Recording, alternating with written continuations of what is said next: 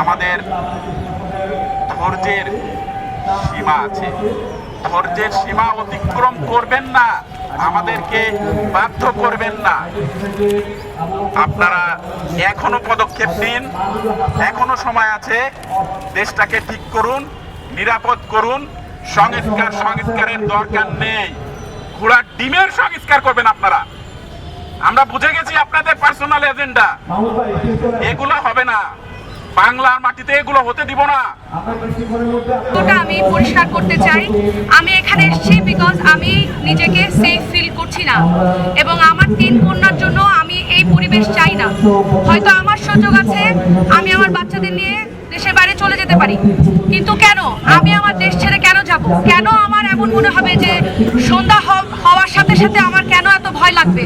কেন এমন হবে যে আমার বাচ্চারা, আমার মেয়েগুলো নিজের দেশের মাটিতে নিরাপদ ফিল করবে না?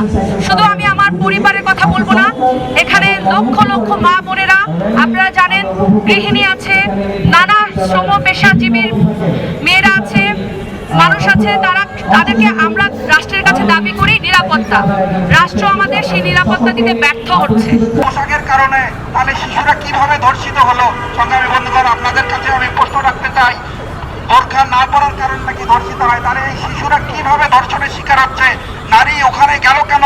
নারী ওখানে যাবে কেন? নারী এই ড্রেস পরবে কেন? এই অজুহাতে ধর্ষণকে নানা সময়ে জাস্টিফাইড করা হয়। তাহলে এই শিশুরা ধর্ষণের শিকার হচ্ছে কেন? সংগ্রামী বন্ধুগণ, 67 জন নারীর মধ্যে 14 জন কন্যা শিশু ধর্ষণের শিকার হয়েছে এবং 20 জন শিশু ও নারী দলবদ্ধ ধর্ষণের শিকার হয়েছে। সংগ্রামী বন্ধুগণ, এভাবেই চলছে দিনের পর দিন। সংগ্রামী বন্ধুগণ, আমাদের অন্তর্বর্তী সরকারের এ বিষয়ে কার্যকরী কোনো পদক্ষেপ আমরা দেখতে পাইনি।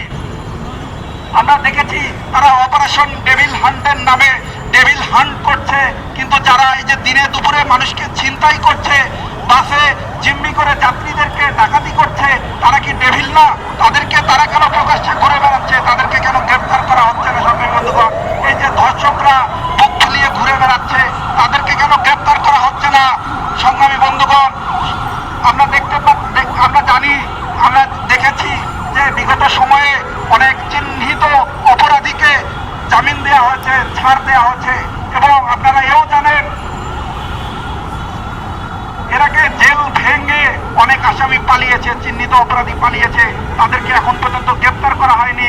তারা অস্ত্র লুট করেছে, গোলাবারুদ ছিনতাই করেছে, চুরি করে নিয়ে গেছে, কিন্তু সেসব এখন পর্যন্ত সেইভাবে উদ্ধার হয়নি, অধিকাংশ এখনো উদ্ধার হয়নি।